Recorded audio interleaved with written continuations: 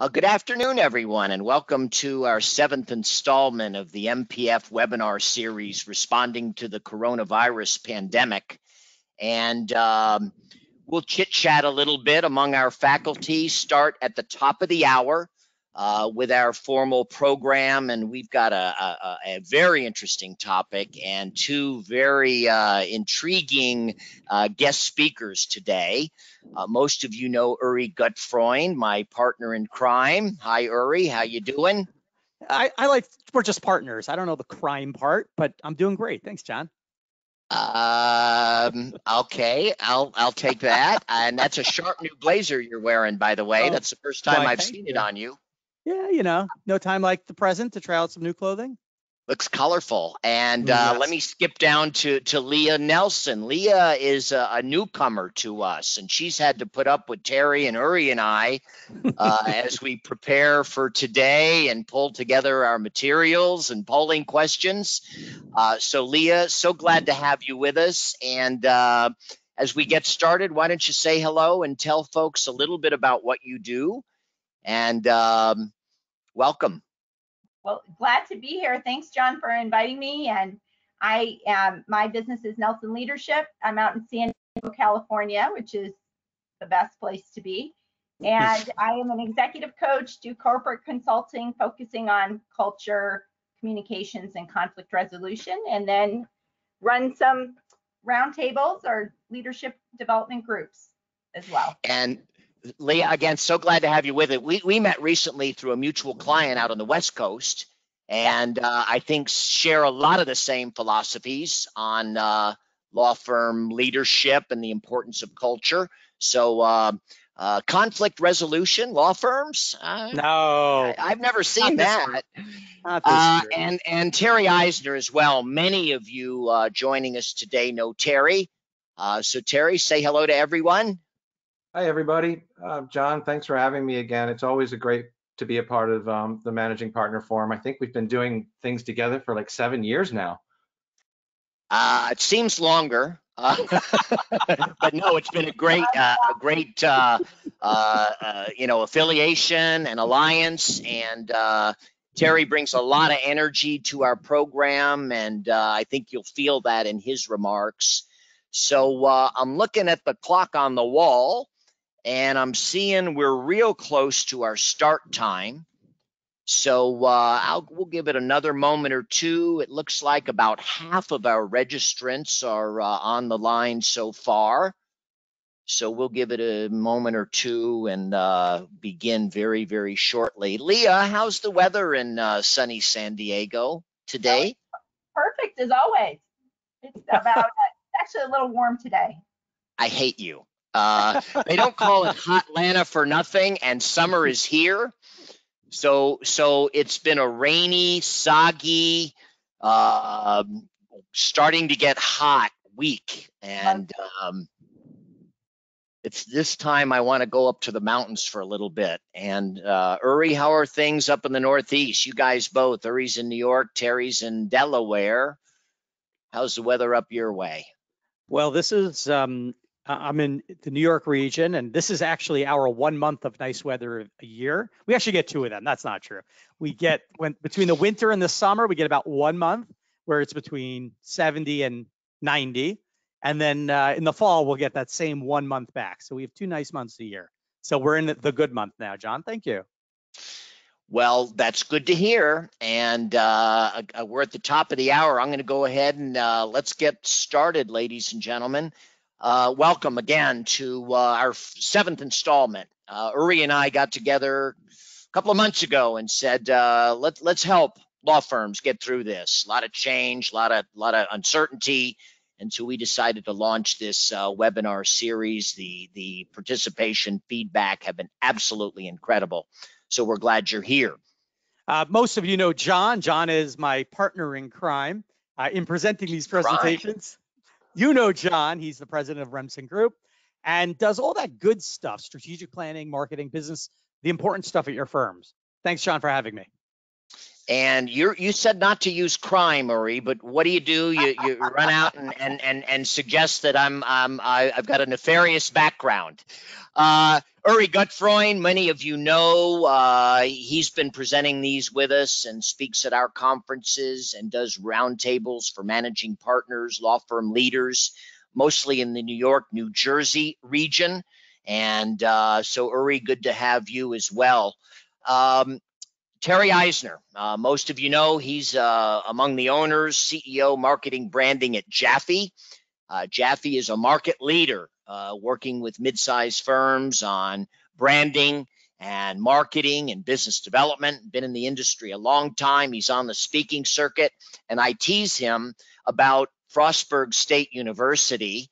So Terry, say hello and tell us where the hell Frostburg is. Hi, everybody. Again, it's great to be here. Frostburg's a small little town in Western Maryland, just outside of West Virginia, and it's known as a teacher's college. And I actually went to school to be a teacher and then realized that wasn't for me. So you jumped into PR for law firms. Yeah, turns out now I'm teaching lawyers. That sounds like a long story. Terry, glad to have you with us. Thank you And again. new to us is Leah Nelson. And Leah has a fascinating background. She went to the Naval Academy and flew helicopters, and tells me that if I can drive a stick shift, I can fly a helicopter. I don't quite believe that. But Leah is the founder of Nelson Leadership, based in California, does a lot of coaching, leadership development, organizational behavior. Welcome, Leah. Anything I've missed? Nope, glad to be here, and I'm looking forward to this discussion today. Well, we're glad to have you. Time will fly by. People love our format, interactive, lots of polling data, benchmarking data. We hear you when you give us your feedback, and so off we go to the races. You know, our opening remarks, we're trying to tighten it up based on feedback. We'll share with you some survey results. When you registered, just about all of you answered some questions for us. So people love that benchmarking data. We'll kick off, set the stage. Then we'll invite Terry and Leah to chat for 5 to 7 minutes, engage in some group discussion, really the value and what people seem to enjoy in these programs, that banter, that group interaction. We've got audience polling questions we'll be sprinkling throughout the program. And as well, there's a question box in your GoToWebinar console. You can type in some questions. Uri, tell them how to do that. Sure. So on the right side of your dashboard, you'll see some of your controls. You should be able to just pop into where it says questions, and that's what we'll be monitoring, or rather, I'll be monitoring. And so as it comes up, please put in your questions, and I'll be glad to include your questions in the program section later when we have an opportunity to really interact very directly with our panelists today. And we really tune into your questions. You all ask questions when you registered, and we want to make this a very, very engaging, interactive, on-point session for our participants. Our program is being recorded. We'll be sending everyone handout materials as well as a link to that recording tomorrow morning. The handouts will include the PowerPoint deck, and I will enter into it the results of our audience polling. People love this stuff, and it's great material to bring back to your partners, bring back your committees. Folks really love that benchmarking data, so we're here to bring it on.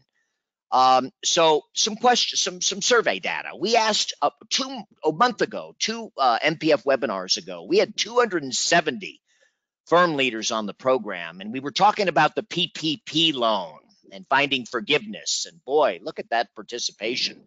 But as part of our questions, we asked, what do you think the long-term impact of this situation is going to be? And we'll be talking about this day, the acceleration of some long-term trends, working remotely, and how do we retain culture when we're not together as much as we used to be. 1 in 8 sense that we're going to try to work to getting back to business as usual. And I think we'll hear from our panel today that that may not be the direction to be heading. We've got to look forward, learn from this experience, and anchor the best of what we learn into our culture and our practices going forward. John, This is an overwhelming. John, do you want to pop in a poll over here? Our first poll question? Well, hang on. Let me get through this, Uri, and I'm thank you for reminding me because I forgot. So let me get through these, and This then is we'll real. do the This is polling real, folks. questions. This is real. This is Yeah, I'm real. trying to That was not juggle so scripted. many things, as the organizer of this thing. So I'm trying to monitor this and that and the others. So sometimes I forget. Thank you for reminding me. We asked our participants registering, how important is culture to your law firm? Overwhelmingly important. 88% say it's very important. Only one person on this call doesn't think culture is important. Right. Does it differentiate your firm from competitors in your market? You betcha. 57% say it differentiates us quite a bit from our competition. 28% said, yeah, it somewhat differentiates from firms with whom we compete. So, The John, next slide is interesting. We did a word cloud. Uri, set us up. well, this is, I mean, the interesting, when we asked this question, does culture differentiate you? So overwhelming, John, as you pointed out, this is a major differentiator. At least that's what our participants think it is. At least Are is you the way they're ready? defining it now. These are the words. We asked you all when you registered, what one word would you use to best describe the culture at your firm? This is very predictable, these words. We often see collaborative, collegial, inclusive. Are those truly differentiating if everyone's using the same words to describe their firm? I think we're going to hear from Leah Nelson the importance of using a true differentiator, something that is in fact novel and different and a hook, if you will, to your firm. Right. Terry, any surprises, the words you see here? And Leah, I'll ask the same of you after we hear from Terry. Terry, what say you about this collection of words? Yeah, there are a few that I'm really happy to see in this list. Caring, empowering, collaborative. These are the right things in which we need to consider now to realign ourselves with the world out there. And I wasn't seeing those in a lot of interviews I've done in the past. And these are kind of those squishy, feeling, emotional based attributes. And I'm really happy to see them on the list for sure. In addition, Leah? changing is also, we are in a changing environment. And so I love seeing that word as well, because it gives you the idea that people are aware of what is going on and the new direction that we're going, getting everybody going that way. It's really what you do with these words that's important. And we'll talk a little bit about that. Great point, Leah. John, I want to ask you a question. Yeah. What's missing from this list, John? Well, I'm a big believer in firm first and leadership and a plan and accountability. And I think that's the word missing, is a culture of accountability. We hold one another accountable for performance, for behavior, for citizenship. Otherwise, we tend to be running a loose confederation of sole practitioners, everybody doing what they do. Rules and structure don't apply. And we can look at examples of getting the time in and showing up at meetings and these sorts of things. But certainly an interesting collection of words. I think fairly predictable. John, I wonder if some of the people who answered this, they put leadership on one side, accountability on one side, and then on the other side, they put all that other culture kind of stuff. I think your point is that is your culture, isn't it? Or it should be your culture. Should be. And I would argue that you have to have the caring with the accountability, especially right now, because if you don't, the decisions that we make about culture right now are going to have very long-term impacts. Absolutely. Before we introduce Leah and Terry to share a few marks, Uri, thank you for the reminder on our polling question. And to give them a sense of who's in the room, if our audience would take a moment and tell us how many lawyers at your firm. This is something we ask virtually every webinar, and helps our presenters frame some of their comments. And we've got about 2/3 of you in. And I'm going to go ahead and 4, 3, 2, 1, about 3/4 of you have answered this question. And here's what we got in terms of our firm sizes. And one more question, then we'll let our panelists loose. And that is, bear with me, which statement best describes how your firm has handled the adjustments it's had to make in the past few months as people move to a remote working environment? How's that been going for your firm? Hadn't been easy. And before I do our reveal here, I'm going to ask Terry Isner what he projects will be the answer to this question. I'm going to predict now. Yes. I'm going to say much better than I expected. And you are correct. Wow. Isn't that amazing? 84% say, you know what? We handled this better than I thought we would. So interesting. You know, John, I think we're going to talk about beyond the tech today into the culture, leadership, future. I always wonder when we ask those kinds of questions, if people are, when they say, how do we handle it? It's like, you know, the remote access worked. The hours were okay. You know, that's kind of what I think people's heads often go to at firms. So I wonder if that question is a little colored by that. You know, I think if we have a barometer of people's culture, momentum, leadership, teamwork, collaboration, I wonder if that would be a different metric. And I'm not sure people can answer that, but I think that's a different metric. You know, anecdotally, when we do our managing partner roundtables, Right. Uri, we hear this fairly consistently. We've never asked this question, but boy, we got into our remote working. The technology was in play, and you know what? We're doing a lot better than I thought we would. So that's interesting. So Terry, let me turn the podium to you and have you talk to us a little bit about your take on culture and why it's so important. Sure, thank you. You know, from my perspective, and I think all of us are going through this, and there's a lot of subjective thoughts to how we're dealing with the situations we're dealing with. But if we break it down to not even worldwide, just to America alone, we're going through culture, social, and economic change all at once. So all of that change, and I don't think many of us have seen change like this since the introduction of the internet and World War II.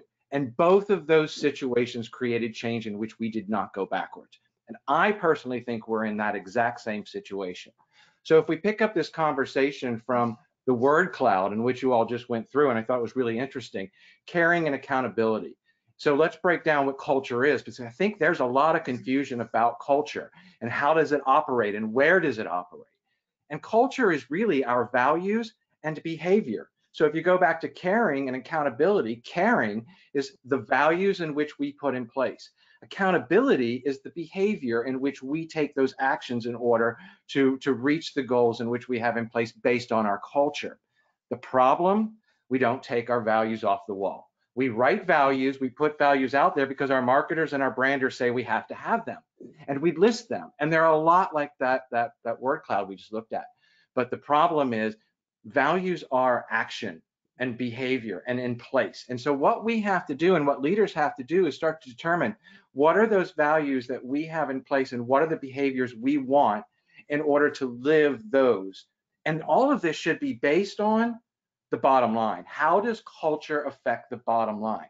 And so now we've connected the dots of why and how culture matters, because it's a big factor in bottom line. So the problem here is also many times we interview firms, managers will say, the managing partners, the management team, we have a strategy, we have a culture, we have goals. Then we interview the attorneys and the staff, and they say, we have no idea what the strategy is, we have no idea what our culture is, and we have no idea what our goals are.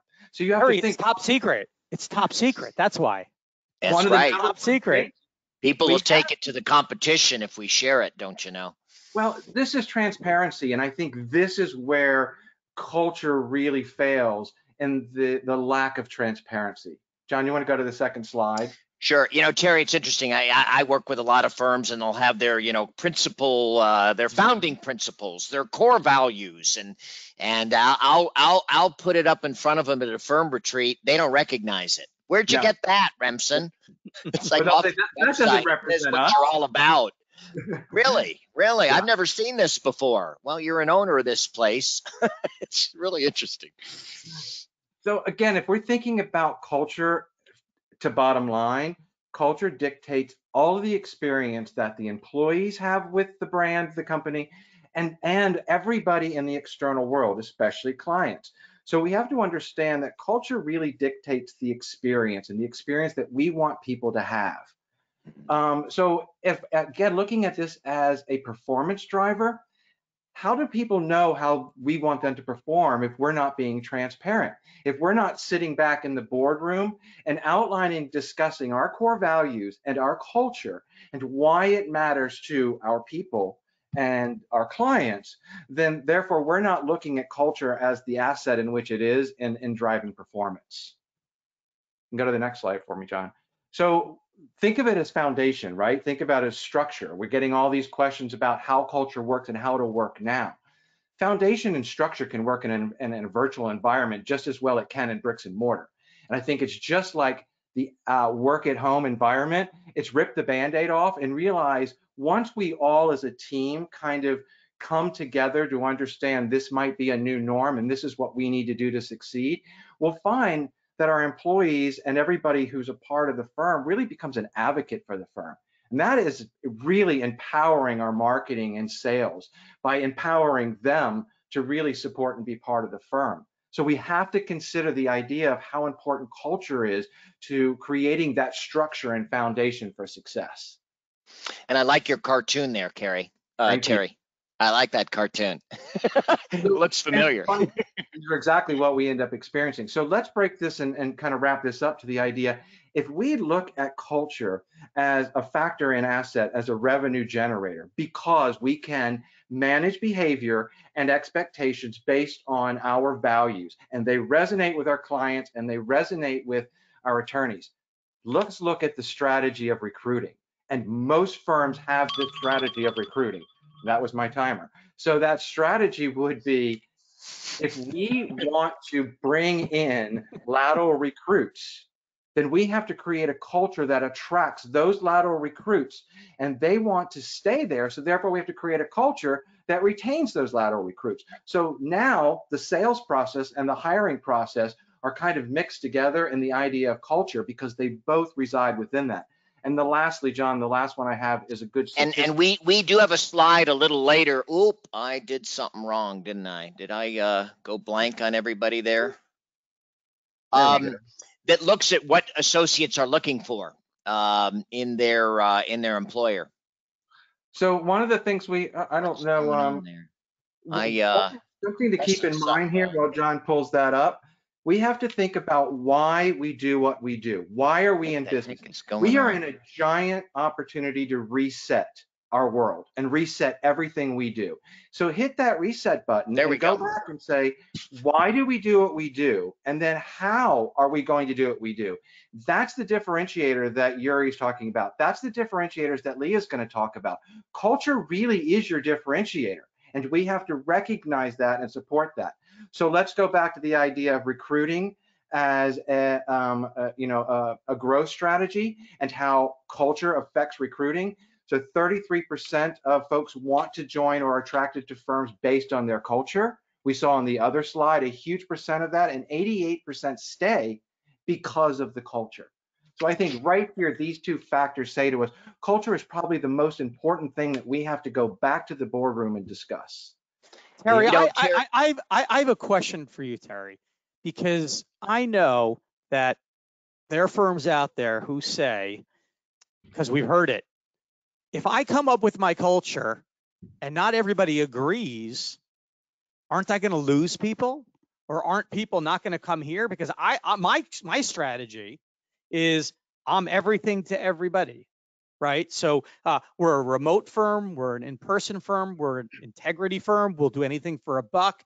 I'll do anything, and that's my culture. What do you say about that? I think a lot of firms, that's their strategy. Okay, so Yuri, I think what you're saying is exactly where we were post-January.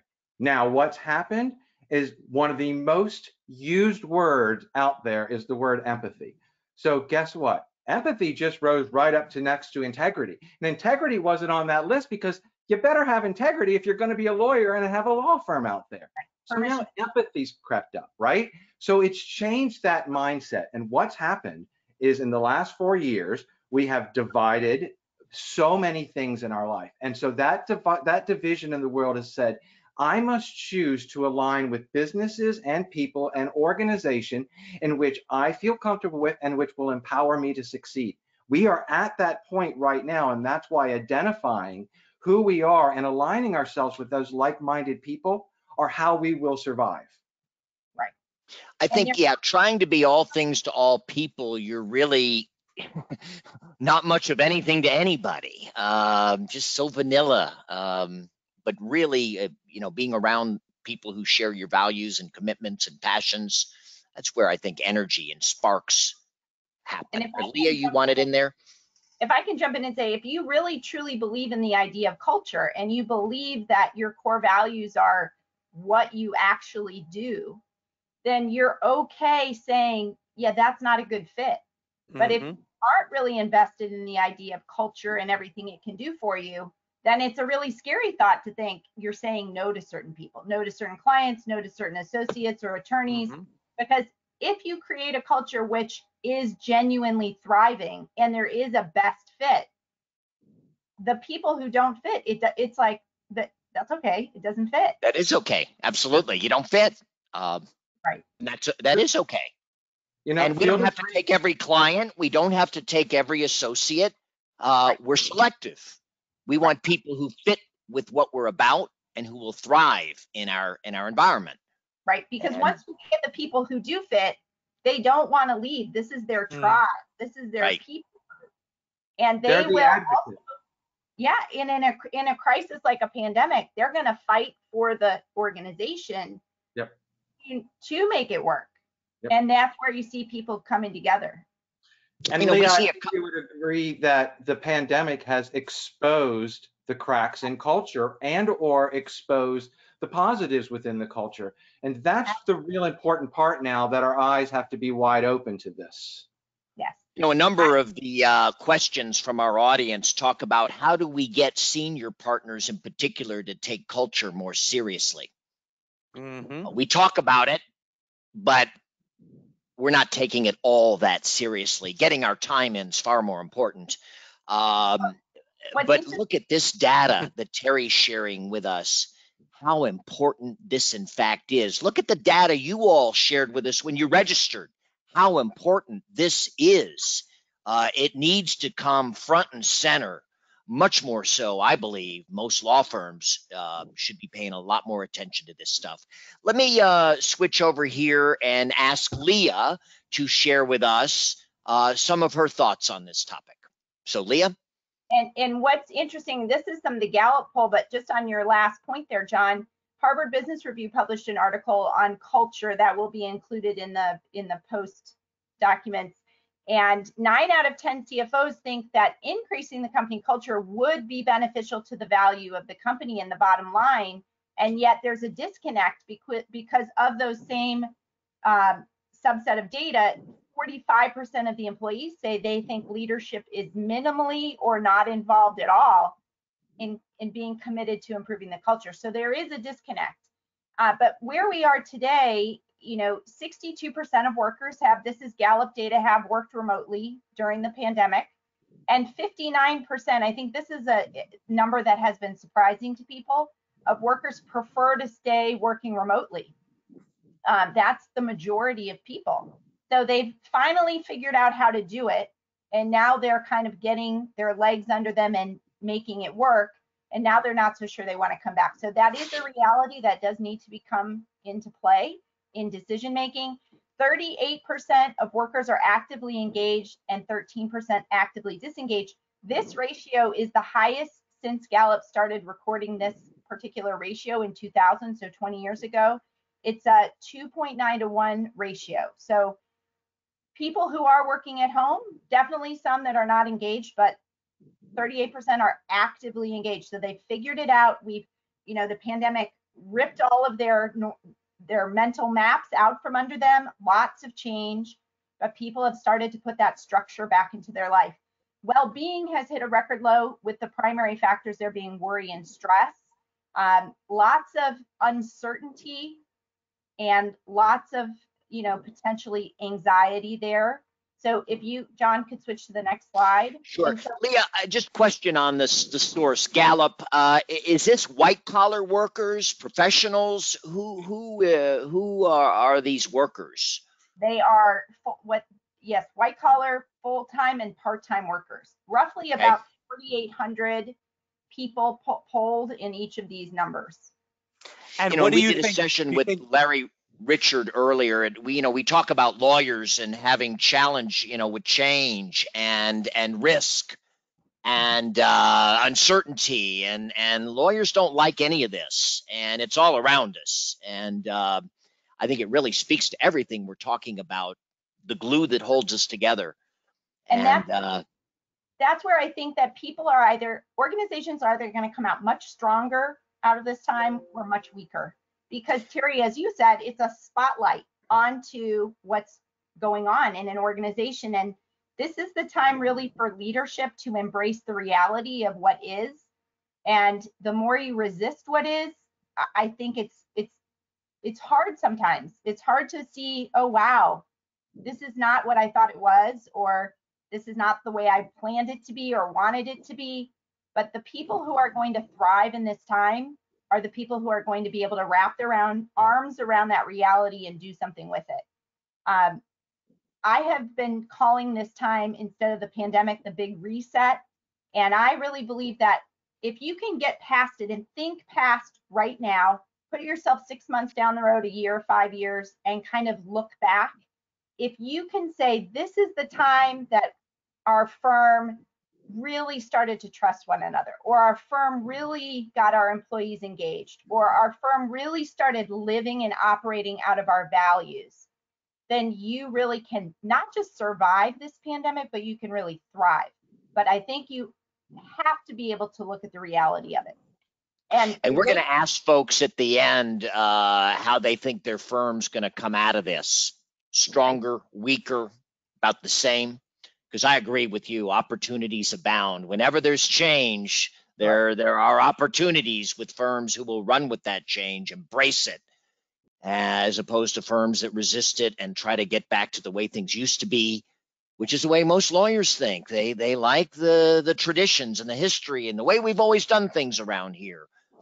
One thing we learned is the perceived loss of productivity as well when people work at home. May or may not be true. Widely held perception among managing partners that people are goofing off at home. Right. And can you go back a slide? Because I think one thing that really needs to be understood is, there's two sides of life. There's tasks and relationships. There's results. We're running businesses. We have to think about the bottom line. But on the other side of every single one of those tasks is a person. There's a relationship. And this is the time to be exceedingly human. So decisions that are made by leadership need to be done both from the results mindset, but also from the people mindset.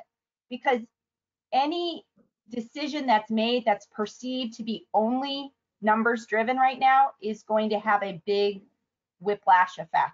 Mm-hmm. And I think you have to consider, Terry, you and I were talking about this, that it is a human environment right now. Yeah. And people have been overwhelmed by change and uncertainty. Add on top of the pandemic all the racial tension, all the uncertainty there, and we have to be human. So if you go to the next slide, I think and Leah, we know that lawyers don't like to show emotion and the human side. It's a sign of weakness. But John, let me add for a lot of old school lawyers. It's not a matter of having to show weakness in the human side. I think what both Leah and I are saying is we have entered into a human era, and that means putting people first. That's listening and learning and adapting to the people's needs to empower them. And that's really the difference in what I think we're both saying here.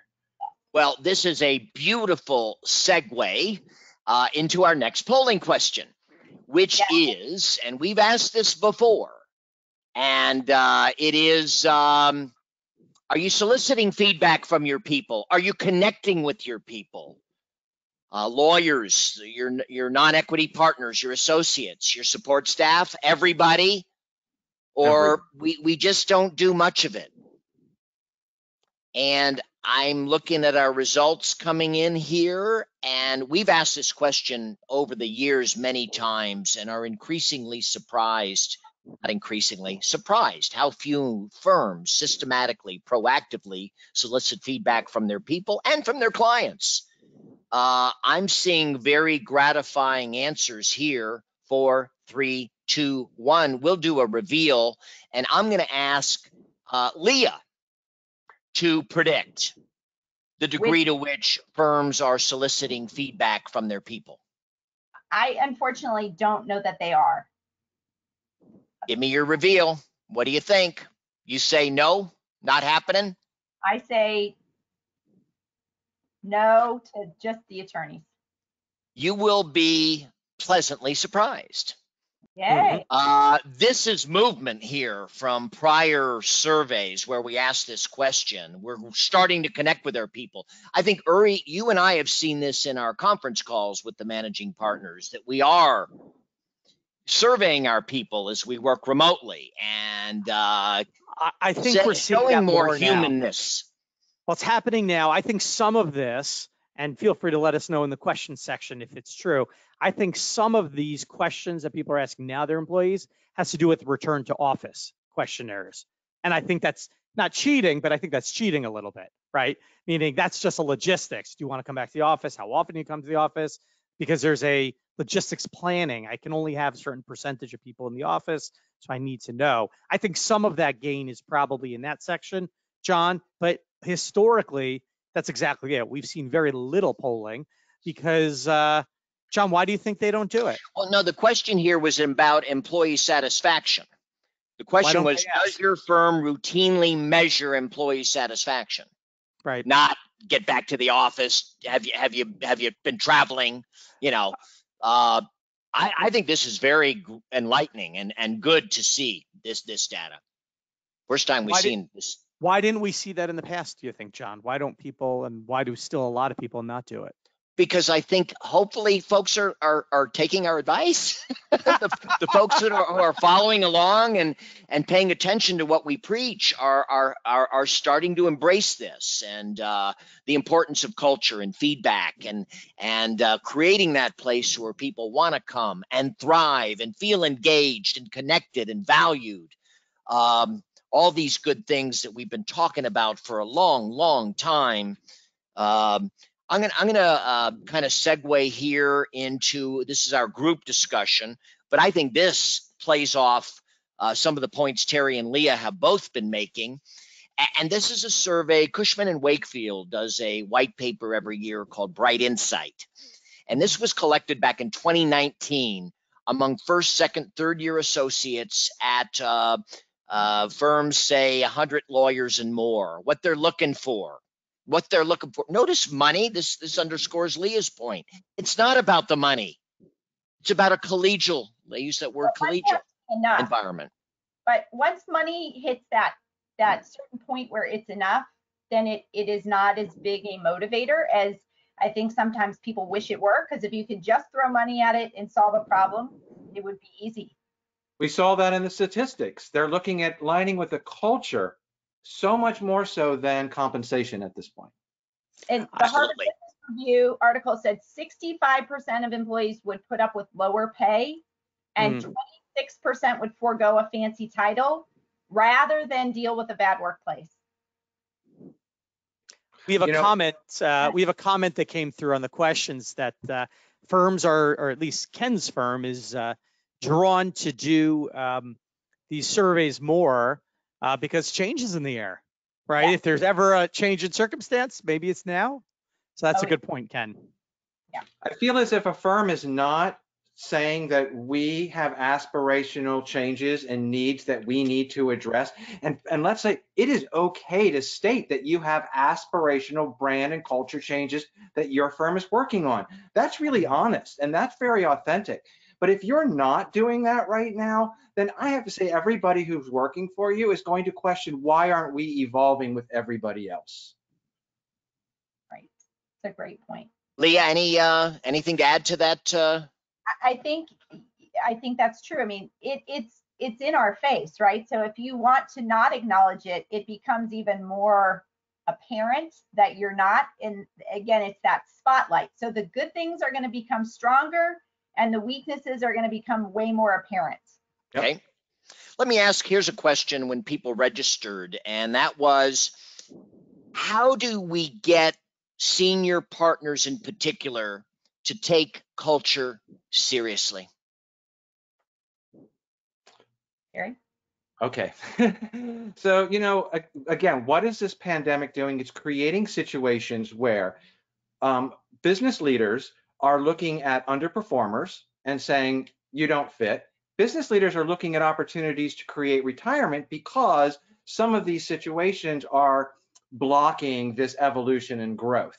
The other thing is this unemployment situation has created a really deep talent pool. So we have to say, what are we holding on to that's preventing us from moving forward and getting better talent and creating talent that is more relevant in today's change in culture? So my response is, hey, if you're an older attorney, get out of the way and get on board and join it, because things have changed and we have to focus on new generations. It's those new generations which will be your law firm client. It's those new generations which will be your new talent. So I think it's a matter of saying, listen, I recognize I've done what I've done and I'll continue to support, but I need to make that change and I need to focus on tomorrow. Leah? And I would just add that I think fear is one of the things that keeps people. Fear. We've got these tried and true ways that have worked, and there's no playbook on this one. And so if there's not an environment where, okay, we're going to take one step forward and see if this works, then just the fear of it can put people sort of in that paralyzed mode and start to resist. And I think we all need support during this time. And so it's really coming together and saying, hey, we might take the step forward and we might mess it up a little bit, but that's okay, because we're going to take another step and another step and another step. And it may not be a straight line, and it could be a little messy, but we'll figure it out. And together we can figure it out. So it's that combined support and confidence in the strength of the team. And then, of course, looking around and seeing who's doing it well. And can I build on what you just said, Leah? You just said together. That has been pushed on us through this whole COVID situation.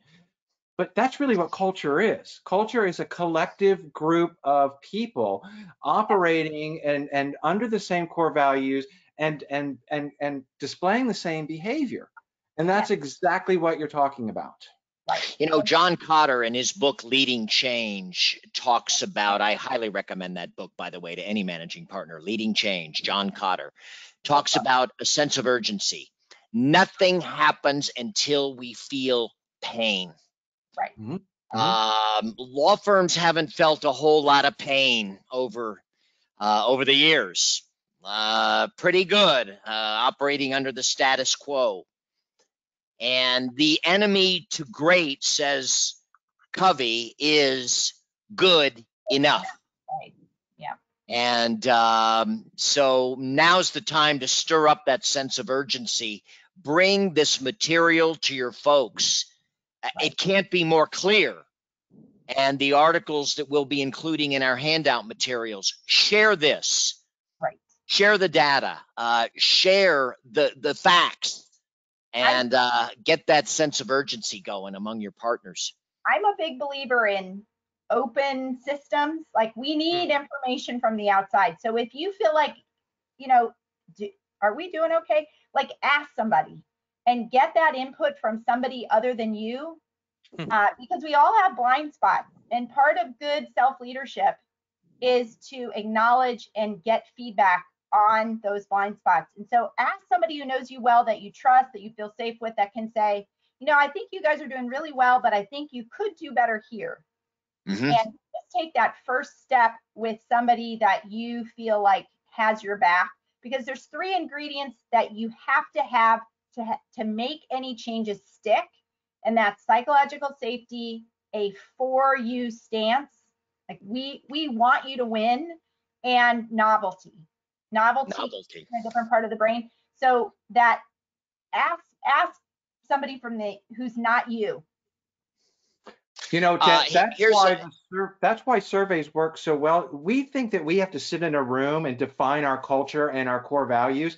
If you ask the questions to your people and to your clients, and every exercise we've ever done, that is the answer. They have the answers for you. They will tell you what it is that you have done in your brand promise that has resonated with them. And that's all you have to do is listen to what it is that you're doing right and to build your strategies around that. Yes. Well, I couldn't agree with you more. I've heard over the years that asking clients what they think of us is risky. I might not like what they say, so it's safer just to turn the other way and wait for them to come to me than when they have issues. No. Wrong way to approach things. I'm all about client feedback and responding to what you learn. And you know what? There's risk associated with that because it might not be everything you want to hear. It's a greater risk in not asking. Oh, I agree with you 100%. But, you know, this is the reality of working among lawyers and law firms. So hopefully people are starting to break out of this. Let me ask you this, Terry. This is a good question. We almost included it among the audience polling, which is who are the key people within the law firm who need to be promoting and advocating firm culture? I think that's a great question. And I wish we could have asked this because I think that we all think that different people are in charge of managing or in charge of the culture. In the end, it's the CEO. I mean, let's replace the C right there for culture. But they are not in this alone. This is HR, marketing, and leadership. And it's together that they will be able to determine and articulate and go back to accountability, those things related to the culture. So it's important that when thinking about culture, you bring all of those elements to the table. Marketing helps articulate that internally and externally. And they're a big part of the recruiting process. HR, they have to be able to explain the culture and to bring people into the culture. And management has to show by leadership always. Hey, I have a question. A question came up, and Leah, if you can start by addressing. All right. Let me go to Leah and ask her who she thinks need to be the culture champions within the firm. Well, I agree with Terry. If it doesn't start at the top, it just you can have the best marketing campaign. It's not going to work because there's a conflicting message being sent. But I am a big proponent of also involving the employees and helping them to get buy-in. You know, people support that which they help to create. Yep. And when employees, when the associates and everybody in the culture is helping to create it, they are way more likely to embrace it. And you get what I call a sticky culture where people, you can't just pay them more to get them to leave. They don't want to leave. That's right. So yeah, sorry to interrupt you. You wanted to. No. So that's the questions that we're getting, which is, so other people should be involved in the culture. Give us some examples of how to do it. How do I get staff? How do I get associates? You know, people are giving us feedback. It's hard as heck enough to get management to focus on culture. And you're now saying the best way to do it is to include even more people to get buy-in. How do I do that? Create a culture committee. See, Okay. There's always going to be somebody who's like, oh, I'll do it. I want to be a part of it. And then get people that are representative of different parts of your organization and let them brainstorm it. Let them present the idea and sell why they think they should do it that way. The important part of that is you have to listen to the ideas. You have to be willing to listen to them, and you need to be willing to adapt to some of those, or that process alone will begin to fail and break down. You know, managing partners like to talk a lot about consensus building. All right, get everybody's input, feedback, build consensus, but at some point you've got to make decisions, and it's hard to make everybody happy all the time. This is leadership. And one of my favorite managing partners, I attribute this quote to him frequently, and that is, one of your most important roles as managing partner of your law firm is that of keeper of the culture. Keeper of the culture. And the culture of your firm is defined in large part by what you're willing to tolerate. And not tolerate. Not tolerate. Which might And be bigger these so days. this involves holding people accountable. You know, Get the time in. it goes Show back up at the meetings. Be a team player. Enforcing the culture. Speak to me, Leah. Enforcing culture. Terry was about to speak. No, I was just saying, this goes back to Yuri's original comment, and that was, why aren't we, creating these surveys? Why aren't we tapping into our people? It's the mirror effect. I don't want to turn the mirror on me and see the problems, because then I have to enforce change. And change is exhausting and hard and disruptive. Well, damn it, we've been disrupted, and this is hard. So now is the opportunity to come back and simply say, we are working on our culture and we need your help. And everybody's going to go, yay, I can't wait to be a part of that. Right. People want to be heard. Yes. What about the accountability?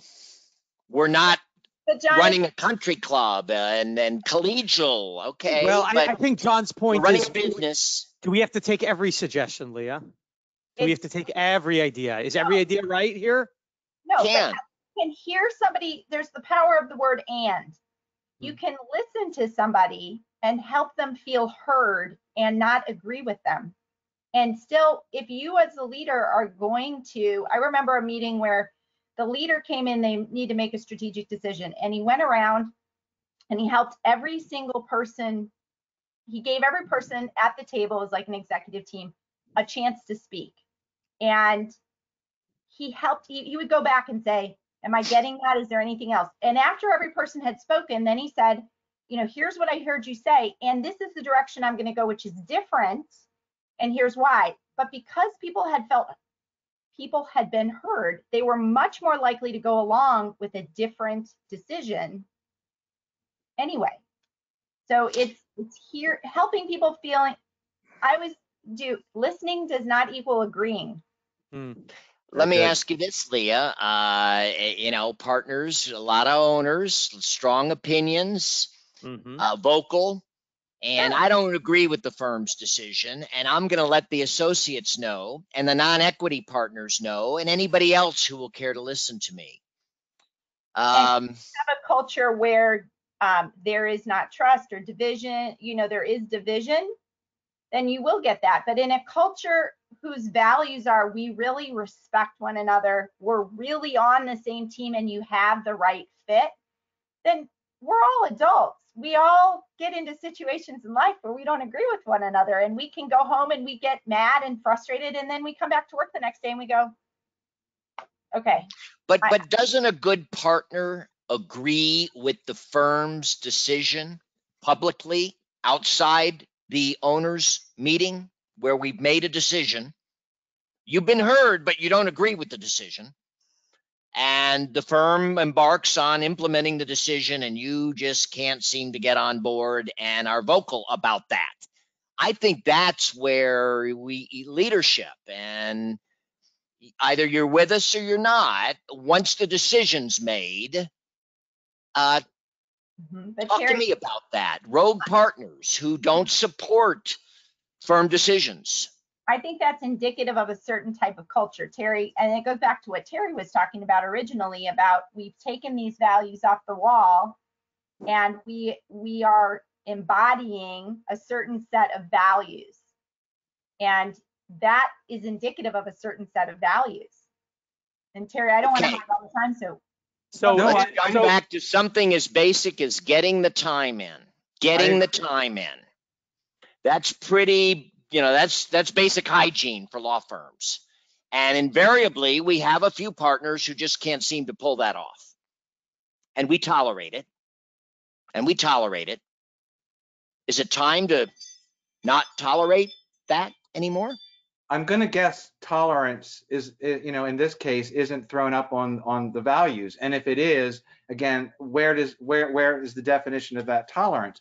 So I think, John, you've identified the law firm of the past, and I'm going to call it that because I'm really confident that we are moving forward to a new law firm and a new iteration of law firms. So you're speaking of the past. The bottom line is, if our culture I'm speaking of accountability, and you are. No. So the bottom line, if culture is in place, if core values are in place, if they are real core values in which the firm lives, and behavior is articulated, and those persons don't fit within that, then again, the mirror has been shined right where it needs to. And we say, look, unfortunately, you do not fit the culture, or we need you to make these changes to fit the culture.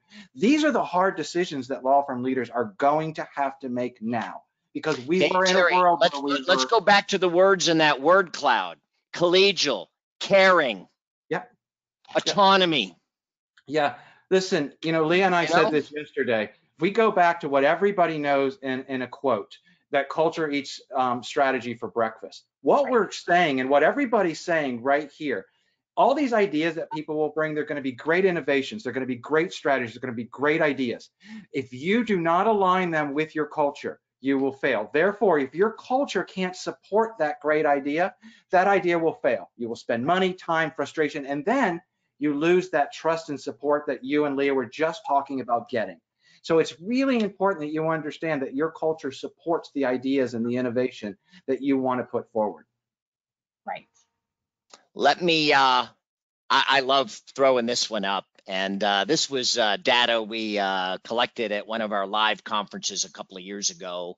Larry Richard, our psychologist friend, talks about psychological assessments: Myers-Briggs, Caliper Profile, Predictive Index, Strength Finders. There's a bunch of them.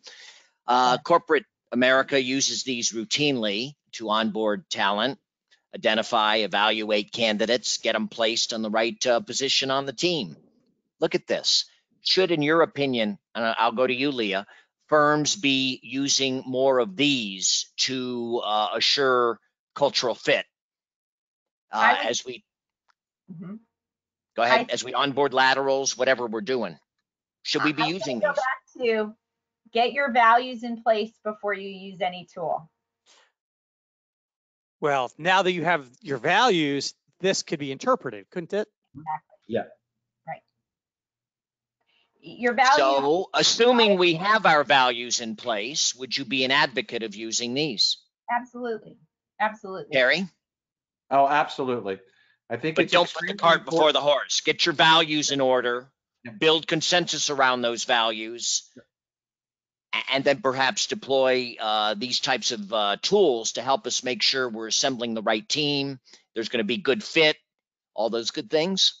These are positive even outside of this culture discussion, because the more that we understand the individual, the more that we can build sales plans, marketing plans, and help them with tools, because we're not creating a one-size-fits-all.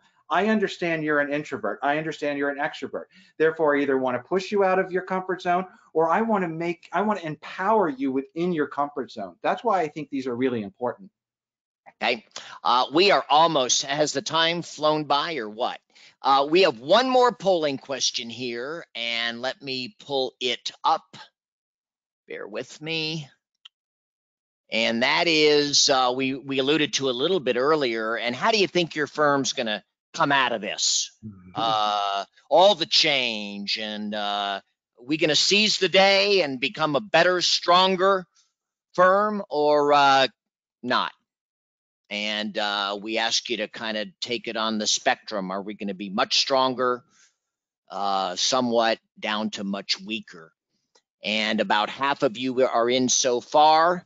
I'm going to ask Uri, you predict what you think might be the responses to this question among our participants.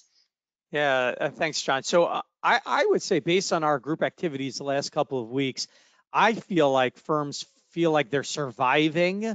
I feel like firms, as we said earlier, their tech worked.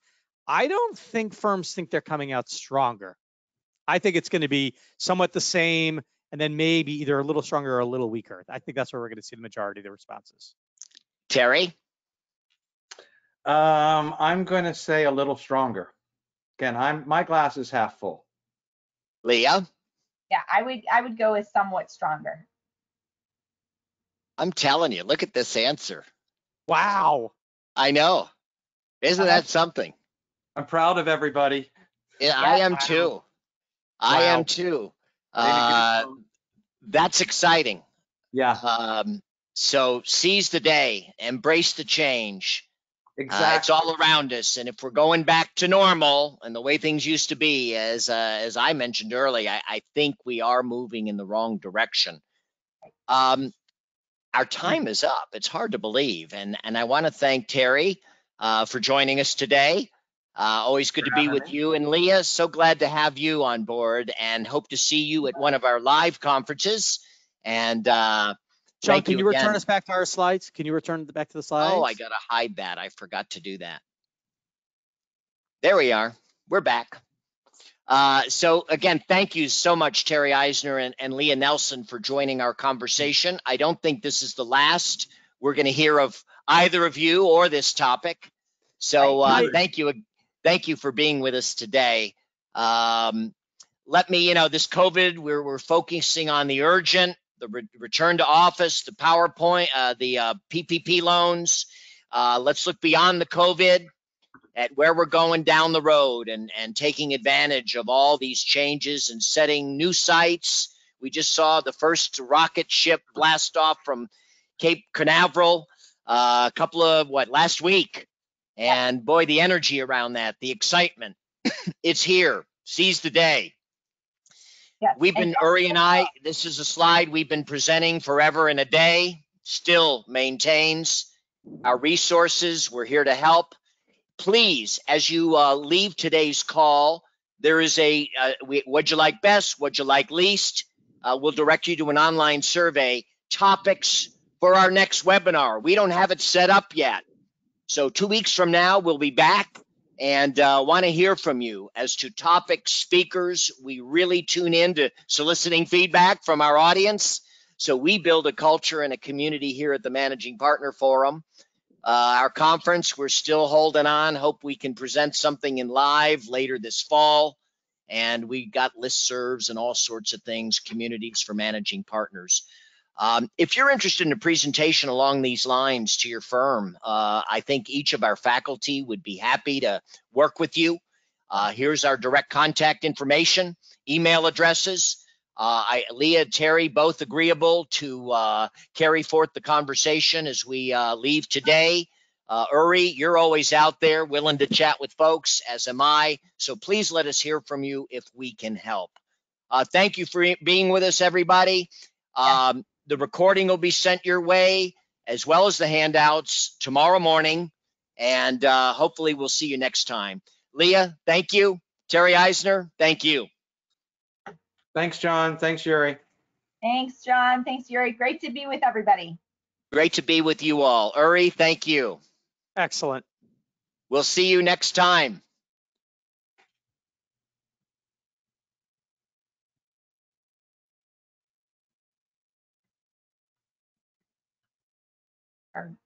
Are we on live? I'm not sure.